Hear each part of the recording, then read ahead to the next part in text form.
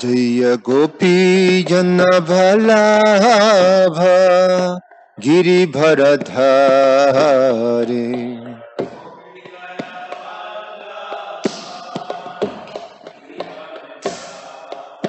जय गोपी जन भलाभा गिरिभर धारे।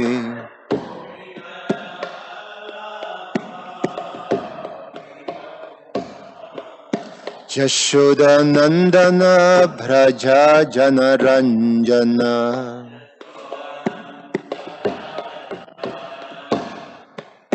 यशोदा नंदन भ्रजा जनरंजन।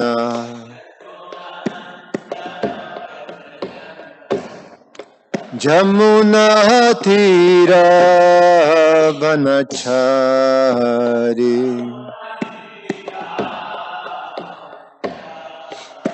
जमुना तीर वनचारी।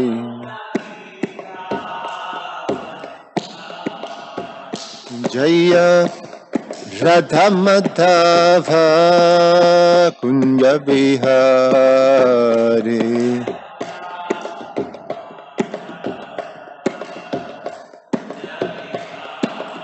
जय राधा माधव कुंज बिहारी।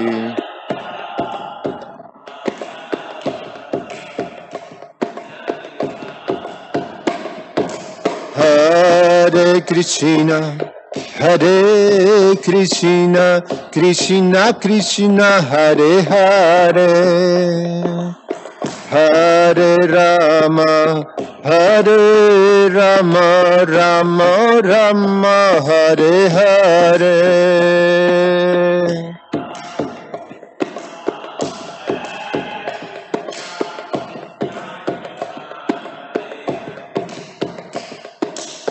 हरे राम राम राम हरे हरे। हरे कृष्णा कृष्णा कृष्णा हरे हरे। हरे राम राम राम हरे हरे। हरे कृष्णा कृष्णा कृष्णा हरे हरे। हरे राम राम राम हरे हरे। हरे कृष्णा कृष्णा कृष्णा हरे हरे। हरे राम राम राम हरे हरे। हरे कृष्णा कृष्णा कृष्णा हरे हरे। हरे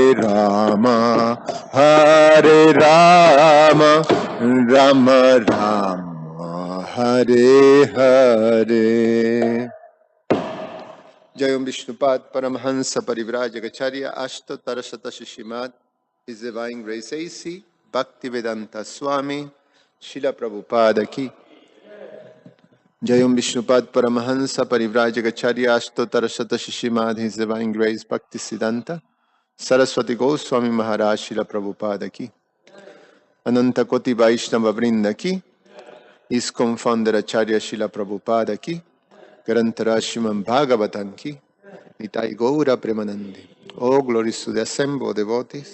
Oh glories to the assembled devotees. Oh glories to the assembled devotees. Oh glories to Shishiguru and Shiguranga. Om Namo Bhagavate Vasudevaya.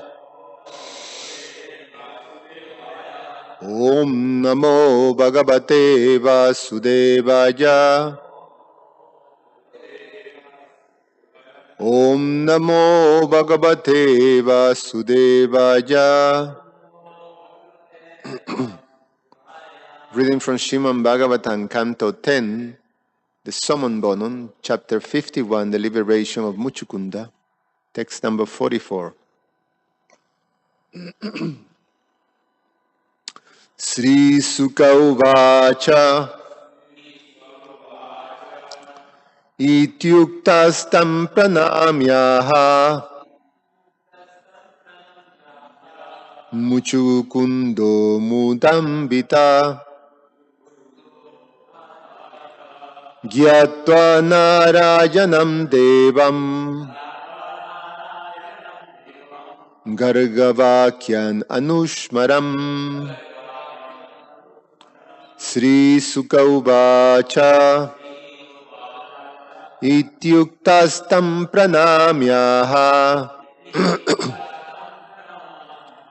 Muchukundo Mudambita Gyatva Narayanam Devam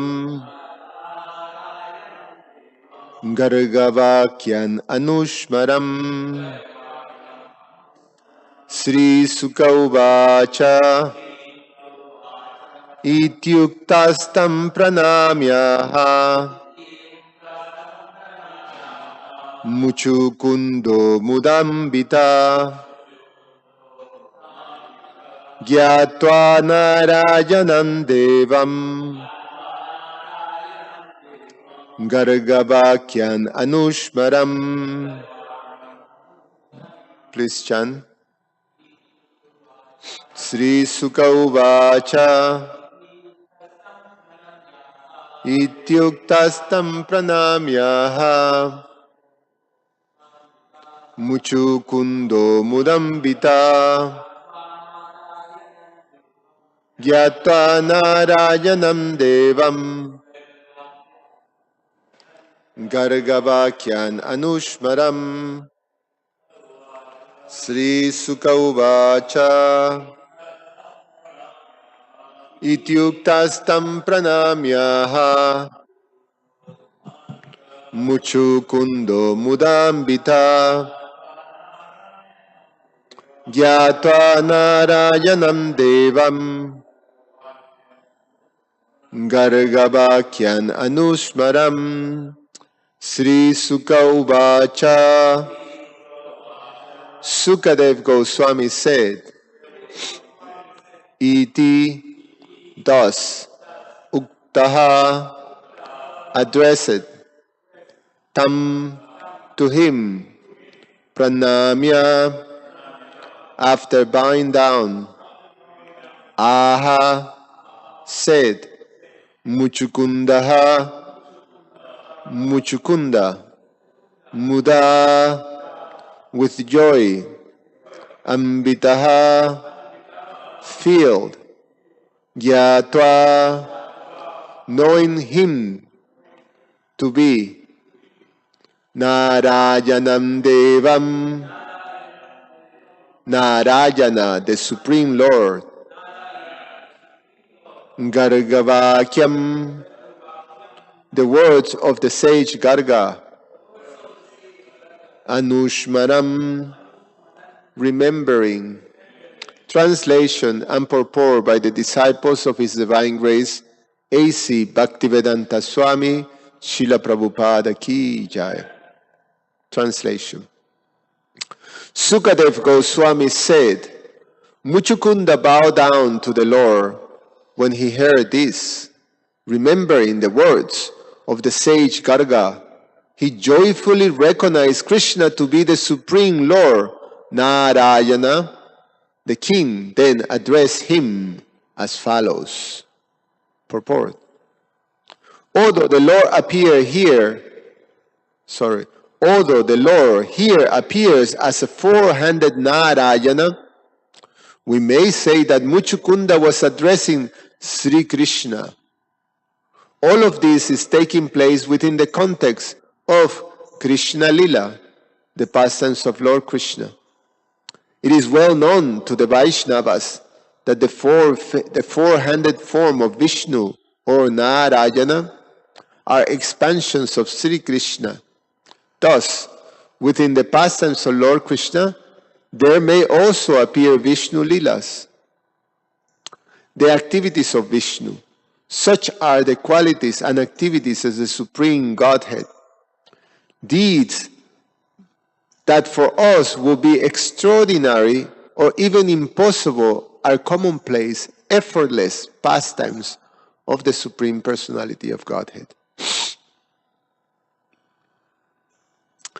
Srila Sridhar Swami informs us that Muchukunda was aware of the prediction of the ancient sage Garga that in the 28th millennium of the Supreme, that in the 28th millennium the Supreme Lord will descend.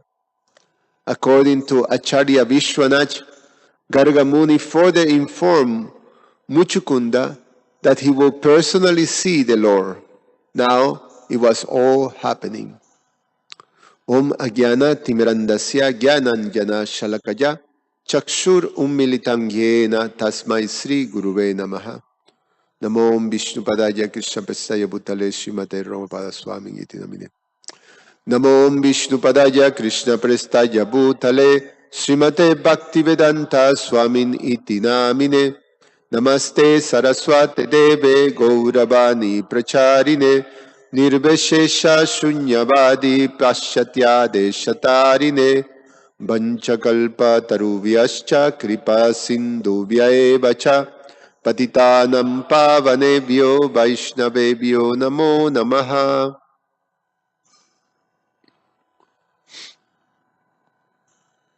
Ete chansa kalapunsa Krishnastu Bhagavan Swayam. This is the conclusions. Hare Krishna. Welcome. Can you bring some ascent for them? This is a conclusion that is presented by Srila Sutta Goswami to the sages of Naimisharanya.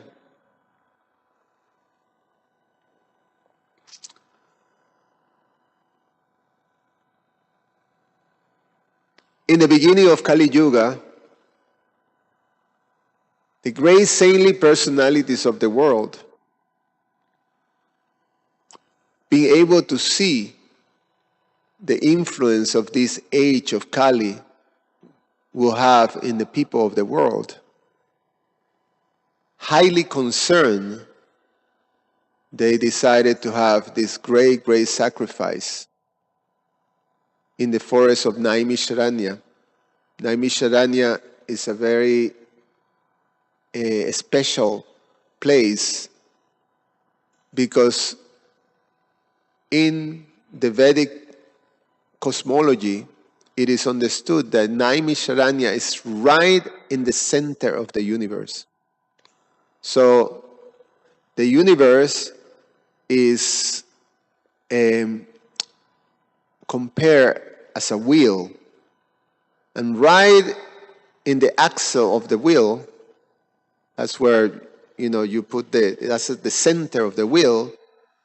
So there is that place, that axle, that center is this Naimisharanya. And even now, when you visit Naimisharanya, you go and there is a kund that is explained that have no end. And as far as the people of Naimisharanya explains, or the understanding is that there has been even tries to reach an end on that pond, and there is no end. They can't reach an end. So it's explained that goes on. It's like a hub like that. So it's a very, very important place for sacrifice, very powerful place.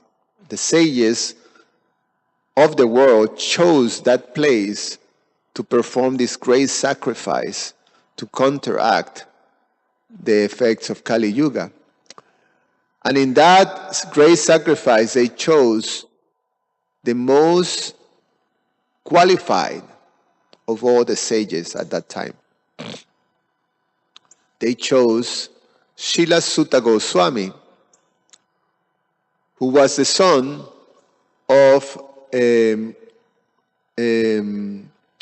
Ramaharshan Sutta, who was a disciple of Vyasadeva, who was given charge of one of the parts of the Vedas by Vyasadeva. However, Ramaharshan Sutta, due to pride, was chastised and eliminated by Lord Balaram himself. We know that pastime. And see what the Mataji wants. He will help. So Sutta Goswami, his special qualification, besides of being a pure devotee, is that he was present during the narration of the Srimad Bhagavatam by Sukadev Goswami to Maharaj Parikshit. So he heard the full narration, so he was right there. And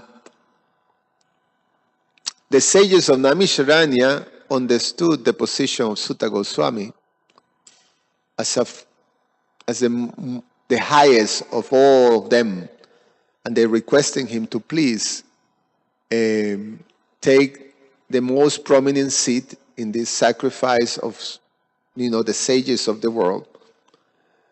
And the sages glorify him and present these 6 questions. Very, very important questions. Among those questions, the sages wanted to understand what to do now, because when Krishna have concluded his pastime in this world, then what is going to happen to this world?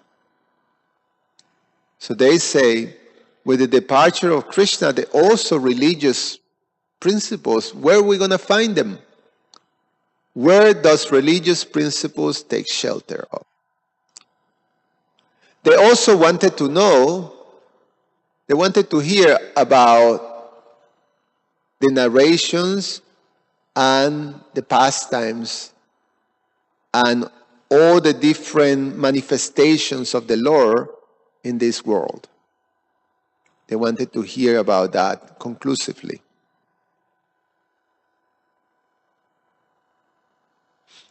There's many ways you can see the pastimes of the Lord. There's many ways you can see the creation of the Lord. But to understand that from the absolute perspective, that requires, perfect knowledge. So they wanted to know that. They praise Sutta Goswami as, you are the perfect disciple, and thus you're the perfect master. You have honored your spiritual master, and you have learned everything from your spiritual master. You have studied all the scriptures, and not only mastered them, but you also fully realize them. So now you tell us everything that is just essential. And Srila Sutta Goswami answered all their questions. And Srila Sutta Goswami explained what is called the essential verse of the Srimad Bhagavatam. It's in Srila Sutta Goswami's answer that this most essential sutra is given. In this most essential sutra, the whole understanding that is presented in the Bhagavatam is established.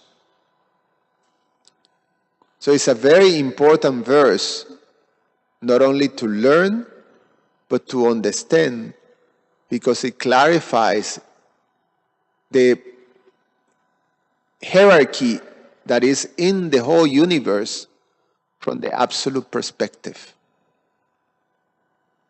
And it's this verse, Ete chamsa kalapunsa Krishnastu Bhagavan Swayam. I think the term that is used is Parivarsha Sutra. That is the most essential. Ete chansa kalapunsa Krishnastu Bhagavan Swayam. This verse comes when Srila Sutta Goswami was explaining all the different incarnations and manifestation of the Lord in this universe. He explains each one of them that they appear in a particular time in the universal cycle and what kind of activities they perform. So he goes, he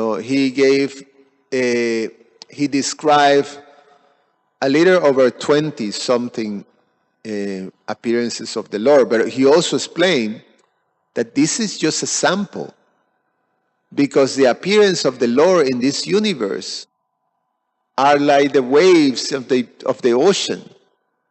They're unlimited. You can't count them. And he also gave this description that the Lord appears in all species of life. He manifests in forms that are contained in all species of life, which is also quite outstanding. But the very important point that he says is that all these incarnations, after he described, they either expansions or parts and parcels of the original Supreme Personality of Godhead, Sri Krishna. He uses this word Swayam Bhagavan. Swayam Bhagavan means the original. The original, the source of all source, the source of everything. So, Krishnastu Bhagavan Swayam. It is Krishna. Krishna is clearly established that all these different incarnations are either direct expansion or expansion of expansions of the Supreme Personality of Godhead, Krishna. So, when we hear in the Srimad Bhagavatam, now that is established, the whole Srimad Bhagavatam is leading us towards Krishna's pastimes that are fully described in the 10th canto. So when we come to the 10th canto, because the 10th canto for materialistic people is very, very bewildered, and from people that have a partial understanding of the Vedic truths, is bewildering, because that Swayam Bhagavan Krishna appears in a human form, performing human-like pastimes. It's not only bewildering to common people, but in the narration, this is explained that it's bewildering even to the great demigods like Lord Indra and Lord Brahma. Even Lord Brahma became confused, that he wanted to, he had, Lord Brahma is a pure devotee, but he had a doubt and he wanted to test it. He wanted to find out, and he tested Krishna. So even Lord Brahma was confused by Krishna's pastimes. Because when you see that charming, beautiful baby, that charming, beautiful boy performing all these different pastimes, running with cows and with friends and doing all these different games, a cowherd. I mean, when you talk to people about God, they imagine this great, powerful personality, very, very intimidating because he's so great and so powerful. One imagine, is sitting in a throne and with this effulgence that you cannot see, this personality. And he's very old because he's the oldest of all. So that's what we make up of. So he's the first one, so he must be very old. So he should have an older person. Well, he have a white beard, white long hair, and like Michelangelo, he depicted Lord, the supreme. He depicted God. When you go to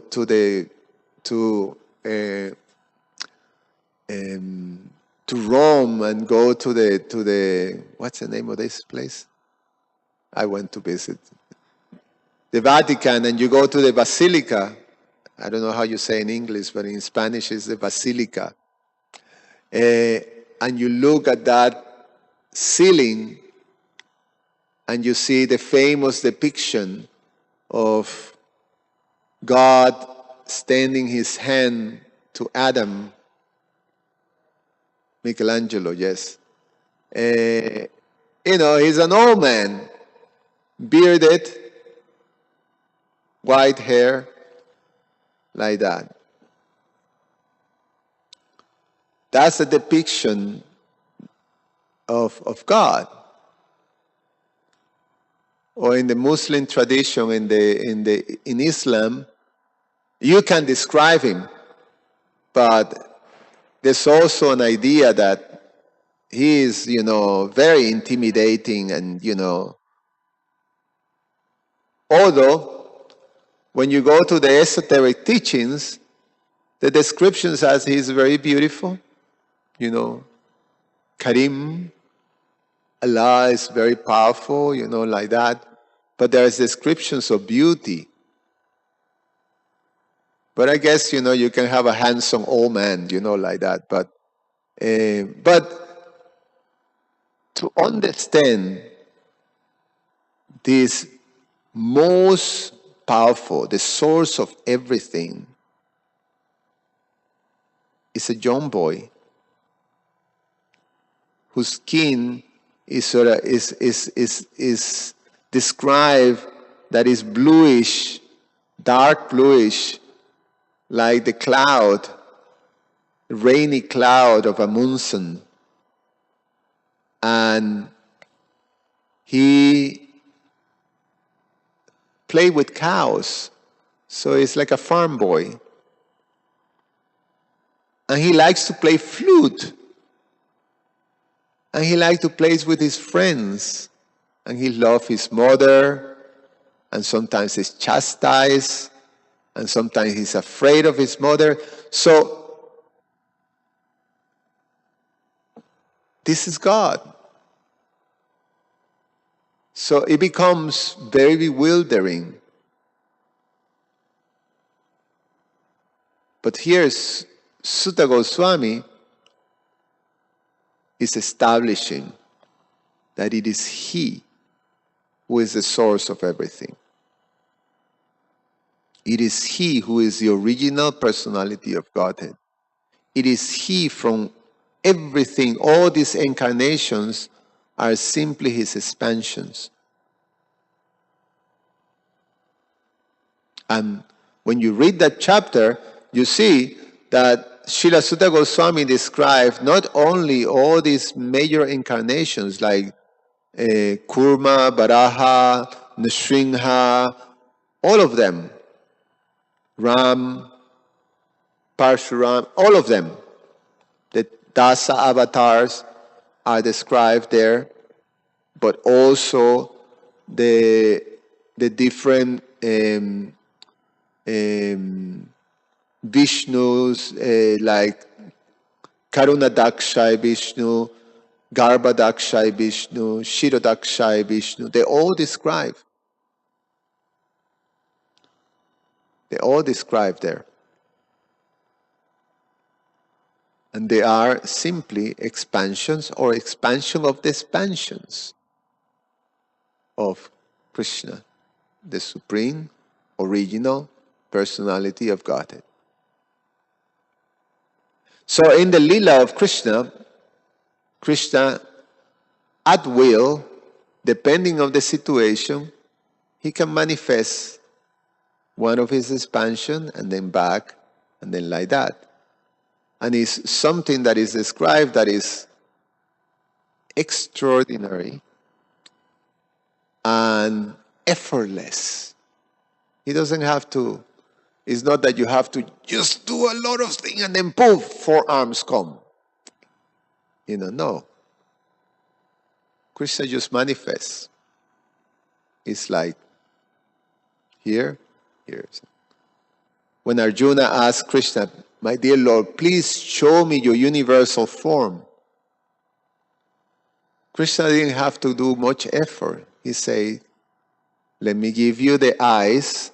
So he gave you this Divyan Chakshu, this divine vision. And then boom, there it is. The full universal form with everything just in that space that Arjuna was able to see. And Arjuna was so overwhelmed by that vision that he wanted the Lord to retrieve that vision. And then the Lord retrieved it, and then there he was in his form arm manifestation of Lord Vishnu. And Arjuna didn't like that. He said, no, show me your original form. So beautiful and so kind. And then Krishna manifested his 2-arm form. Or when he appeared, when he did his appearance in this world, in the prison of Kamsa. So he manifested, so in his forearm, fully dressed, is explained. So this is a newly born, but it's not like that. He appeared fully dressed in silk, yellow, brilliant clothing, fully ornamented with jewels and necklaces and bangles and everything, earrings, helmet, garlands, and 4 arms with weapons in his hands. He have the club, he have the chakra, he have a lotus flower, and he have the conch shell. And that's how he appears. That's how he appears when he, first manifested in this world. And then Devaki requested him, my dear Lord, I'm afraid that Kamsa will come very soon and will try to kill you. So please take the form of a baby, and which is very, you can see, okay, if he's God, how's this, tiny demon is going to do anything? But it is explained by the Acharyas that Devaki was overwhelmed by motherly affection. It's the Lord's Yoga Maya, that at one, this potency of Maya is the potency that doesn't allow us to see the personality of Godhead as such. So it's an illusion. We cannot see. But we know that for conditioned soul is Mahamaya. So you cannot see, you cannot recognize. Even you may stand, in front of the deities, but you can see them as God. You see them as some material statue or something like that. Or in the case of the devotee, Yoga Maya, you're fully devoted to the Lord, but you cannot recognize it as the personality of Godhead. You will recognize it as the most dear master, or as the most dear friend, or as the most dear child, or as the most dear lover. Like that. These are the relationships that we have. So Yoga Maya acts like that. So the Lord can manifest these forms at will, Lord Krishna. In this case, when he appeared in front of Muchukunda, Muchukunda sees this form-arm manifestation of Lord Narayan or Lord Vishnu. But Muchukunda remember that this great sage, Garga Rishi, has given him a prediction. He says that in the 28th millennium, Lord Krishna, that Swayam Bhagavan, will manifest in this world. And that he will personally, Muchukunda, will meet him. So when Muchukunda heard, first when he saw the Lord, he can feel it in his heart. Muchukunda's heart was pure, so he can feel it in his heart that this is his Lord. And so he prayed, but it was from his heart. But when the Lord responded, and he heard the Lord's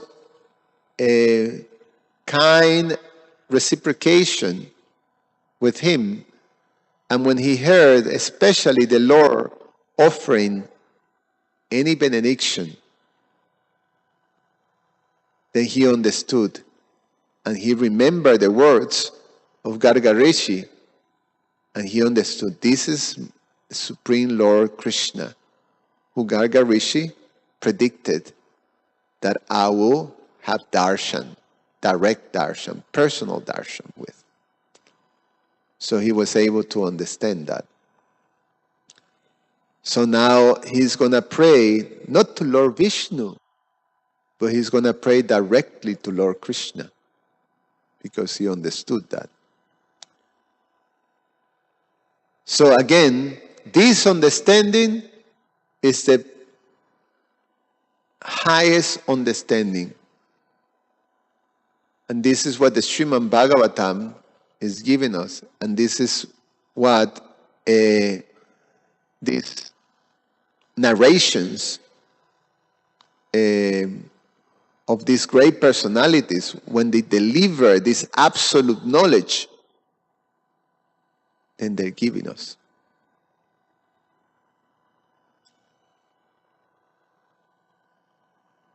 So Srila Sutta Goswami, yes, Krishnastu Bhagavan Swayam, it is he who is the supreme. Srila Vyasadeva, as he narrates in Mahabharata, and when you go to that highest point of the Mahabharata, then the Bhagavad Gita is the liver.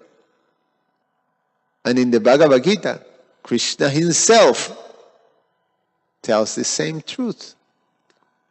Aham sarvasya prabhavo matta sarva. What is it? Matta pavartate. That it is he who is the source of everything. Everything emanates from him. In the Brahma Samhita, we hear the Lord Brahma, when he in his full realization, when he have the full vision of the spiritual world, the first prayer that comes from him is Ishvara Paramakrishna Sarva Karana Karanam. Ishvara Paramakrishna Sachinananda Vigraha Sarva Karana Karanam. This phrase Sarva Karana Karanam means that he is the source of all. He is the original cause of all causes. Sarva Karana Karanam. Sarva, all causes. Sarva Karana, all causes. He is the cause of all causes. So that is perfectly established.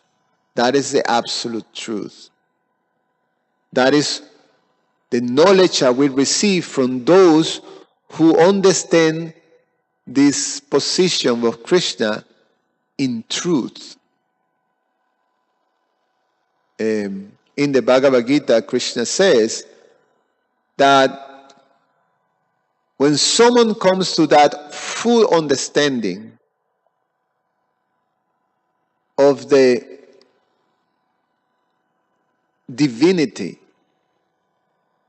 of his appearance and activities in this world, Jamma karma chame divyan evan yoveti tattvataha. This tattvataha, when one understands that from the absolute perspective in truth, then one is ready to go back home, back to Godhead. And how do you learn that tattvataha, that absolute truth? You have to approach someone who have darshan of that absolute truth. A tattvadarshi. So you approach a spiritual master and you learn that absolute truth. Krishnastu Bhagavan Swayam. I was going to also mention that in this verse, also something very wonderful is explained, that the fact that Garga Rishi was able to see into the future and predict the future. So this capacity of predicting the future, narrating what's, being able to, the sages are described as trikalagya, that not only are able to see the future, but they can also see the past, which is quite remarkable and extraordinary. Now, the reason this is possible too is because the concept or the whole design, the way this universe is designed, is created by Krishna. It is explained that is hierarchically cyclical. So, like we can predict the future also. I can tell you that in about 5 months, it's going to be very cold. It's going to probably, the temperature here in Chicago is going to go, very, very low. And I can tell you that it's one of those days in January it's going to snow.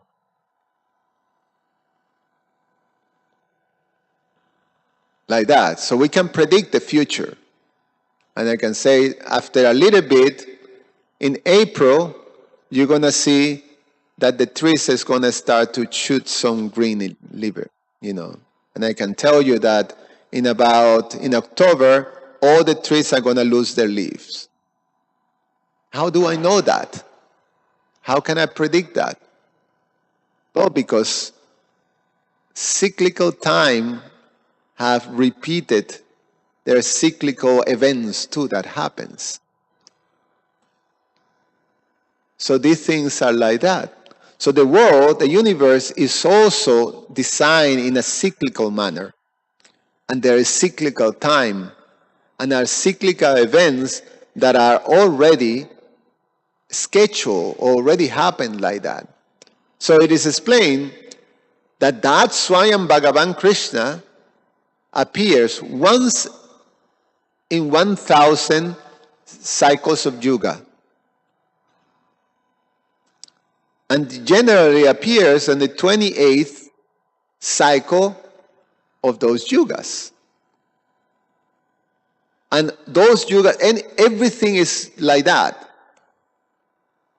Then in different layers or levels, everything happens cyclical.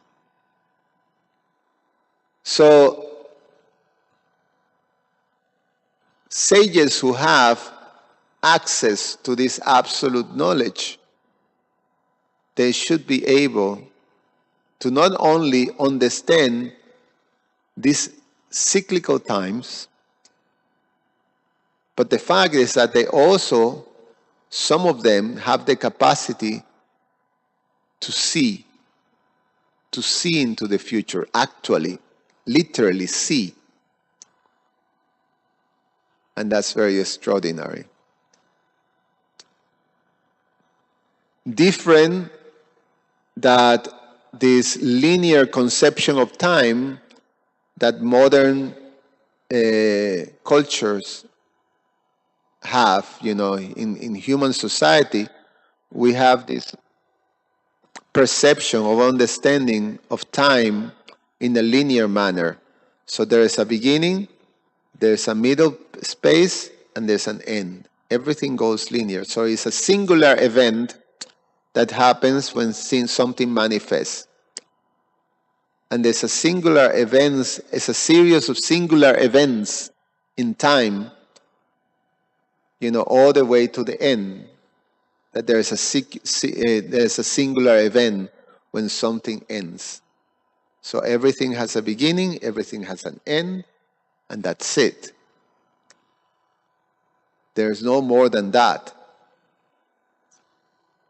So that's more or less comes from the Judeo-Christian interpretation of the truth.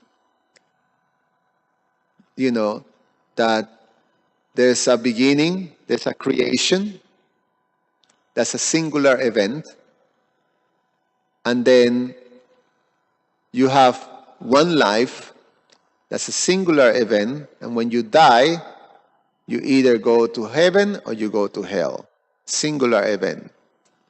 If you go to heaven, that will be forever. If you go to hell, that will be forever. It's a singular event.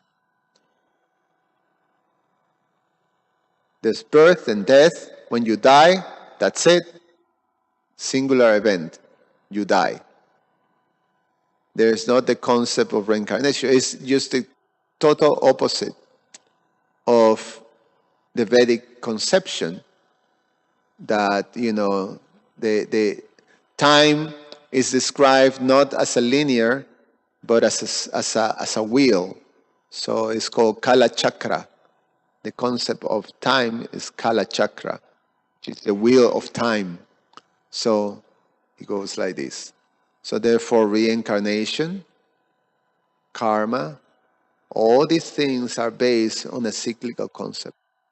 And with that cyclical concept, you can actually sort of understand things that are going to happen, and things that happened before.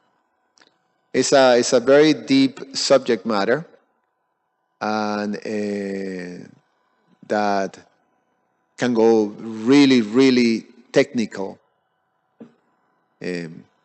Some devotees have, dedicated a lot of study into that. Specifically, you can learn from the books of Sadaputta Prabhu.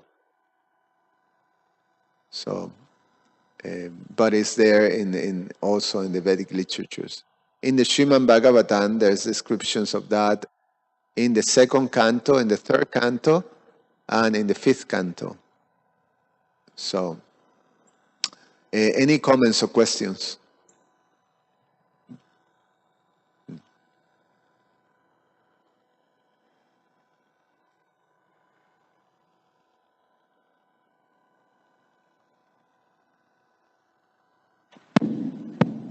Hare Krishna Prabhu, my question is that how do devotees communicate with, take directions from Paramatma?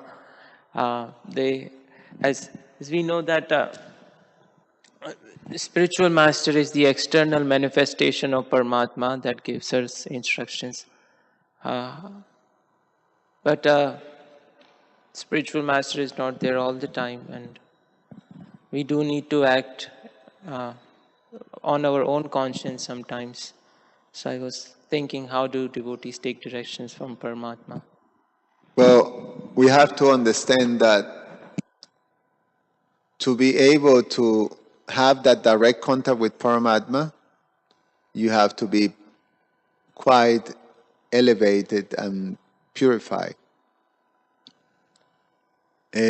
So for us, the directions of Paramatma comes through the instructions of our, spiritual masters, and that not only includes our diksha, but also our shiksha.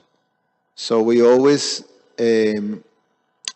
we put ourselves always under the shelter of Guru, Sadhu, and Shastra, and through that we receive, these instructions. So suppose you're in a position that you have to make a very important decision in your life, and you pray for instructions to the Lord, and the Lord will send you instructions in the form of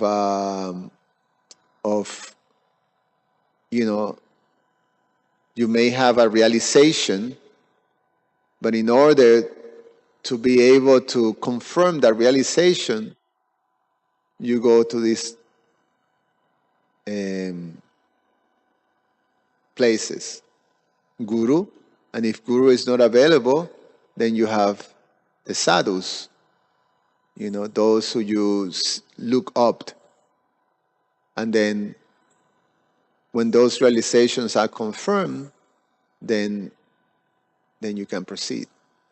If you're sincere, Krishna will give you the proper guidance from the devotees and from the heart. I will say that one thing that you can be aware and look at signs that is, we're not hearing Paramatma, but we're hearing our minds, is how attached you are. So if I'm very attached to a particular idea, and that's what I want to do, then you're hearing your mind. But if you're ready if you present yourself that, well, Krishna, whatever you want me to do, I do. Sometimes we find ourselves with that moment of decision, but we already made the decision. And we just want the decision to be confirmed. And if it's not confirmed, then, we keep looking until we find that one to confirm, So that will tell you that I'm really attached to this. And if I'm really attached, you're not listening to Super Soul. It happened a lot to most of us. So it's a process. But for now, I can understand if if I have attachments and I have desires, I'm not going to have the proper perception to listen to the super soul. So that's why we need the spiritual master, we need the devotees, we need the scriptures, we need to worship the deities, we need to be in a process of purification.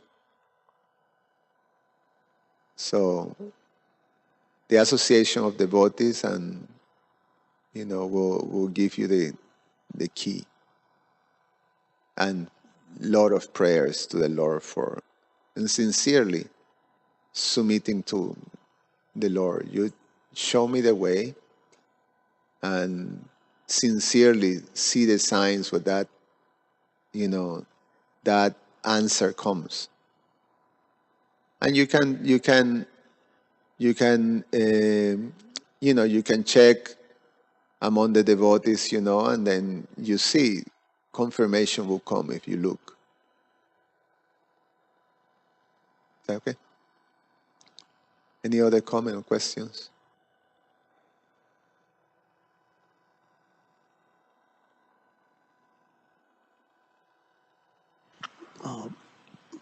Prabhu, the example you gave of the circle of time, karma, and so on, birth, death, is that just on the material plane, or is it on the spiritual plane also? Well, it's in the material plane. In the spiritual world is eternal time, which is something, how you explain it, is eternal time. It's very difficult for us to understand eternal time when we are caught in this reality that is temporary. So that's beyond my capacity of explaining. But no, it's different. The answer is different. Time in the spiritual world is different than time here in this material world. So in this material world, the whole idea is that you have to break from this cycle. That's the whole idea of liberation. You break from the cycle of birth and death, and you become liberated. So the whole idea in the world here, in the material world, is that you have to break from this cycle. And this cycle, this manifestation of time, the Bhagavad Gita explains that it's a manifestation of the Supreme Lord. It's actually an incarnation. Krishna says, I am time. Time I am, the destroyer of everything, in the 11th canto.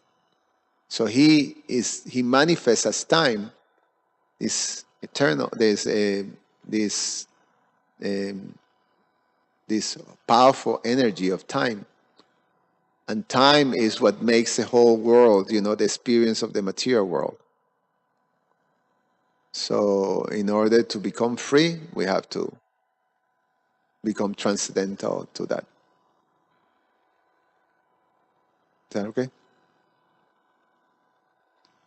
Okay. Anything else? Sarge.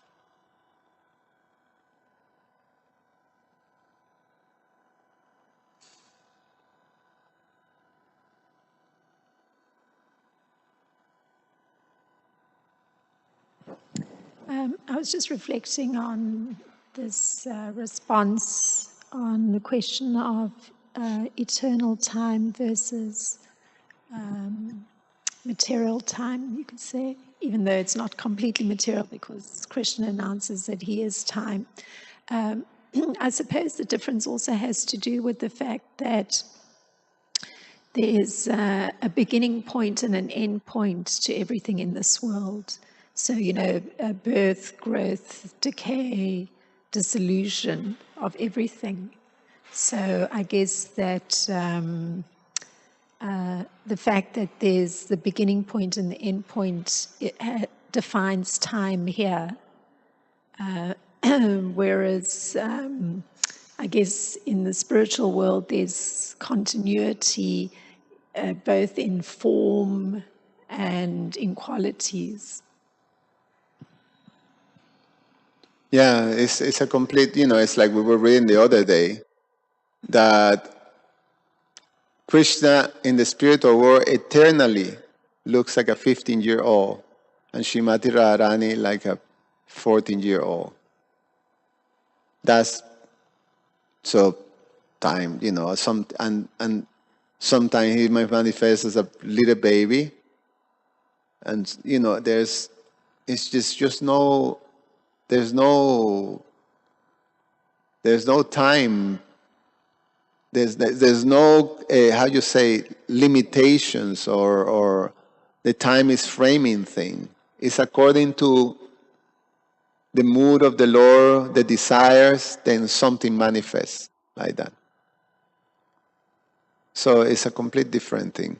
And when we talk about these beginnings and ends, also is cyclical. With the end, there's a beginning, and then in the beginning, there's an end. All the things, so we keep going on this thing.